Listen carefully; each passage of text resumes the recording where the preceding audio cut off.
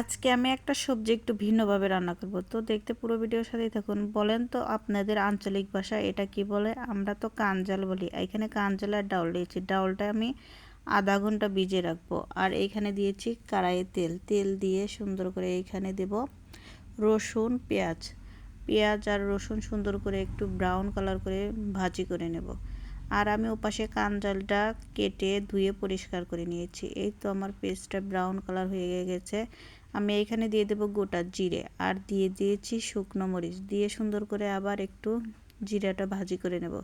ভাজা শেষ হয়ে গেলে আমি এইখানে দিয়ে দেব মসুরের ডাউল।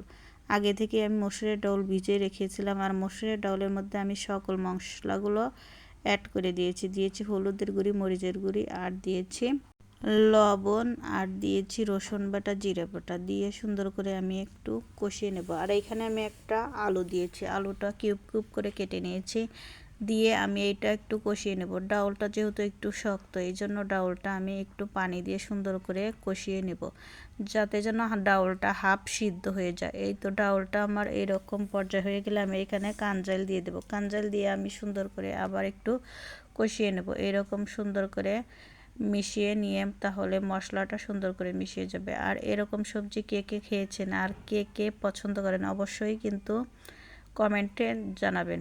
আর আপনাদের আঞ্চলিক ভাষায় এটা কি নামে পরিচিত?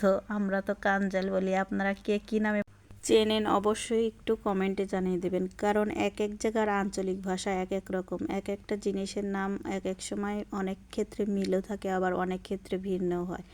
তো এক্ষেত্রে আপনাদের এই সবজিটার নাম কে কী নামে চেনেন, যদি সম্ভব হয় তাহলে অবশ্যই কমেন্টে একটু লিখে যাবেন, তাহলে আমারও একটু ধারণা হবে কোন দেশের কোন ভাষা সম্পর্কে।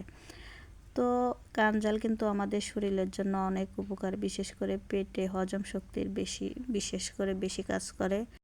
এই জন্য যারা পছন্দ করেন না অবশ্যই একটু একটু করে অভ্যাস করবেন, তাতে শরীরের জন্যও ভালো। আর কাঞ্জাল কিন্তু সবজি রান্না করলেও অনেক মজা লাগে। তো আমি এরকম করে এর আগে অনেকবার রান্না করে খেয়েছি, আমার কাছে এরকম করেও অনেক মজা লাগে। ডাউলটা একটু বেশি করে দিলে ডাউলের ঘনত্বও থাকে, আলু থাকে, প্লাস কাঞ্জাল থাকে, এরকম করেও অনেকটাই টেস্ট লাগে। রান্না বিভিন্নভাবে বিভিন্ন রকম করেই করা যায়, তো এভাবেও আশা করি আপনারা একবার হলেও ট্রাই করবেন, অনেকটাই ভালো লাগে। তো আপনাদের সাথে কথা বলতে বলতেই তো আমার রান্না প্রায় শেষের দিকে, আমি সুন্দর করে নাড়াচাড়া করে মিশিয়ে দেবো। আর মাশাআল্লাহ ডাউলটা কিন্তু একদম সিদ্ধ হয়ে গেছে, একদম পারফেক্টভাবে। তো আজকের ভিডিওটা আপনাদের কাছে কেমন লাগলো অবশ্যই কমেন্টে জানিয়ে দেবেন, আর ভালো লাগলে অবশ্যই এই ছোট্ট আপুরে পাশে রাখবেন। আজকের ভিডিও এই পর্যন্ত, আল্লাহ হাফেজ।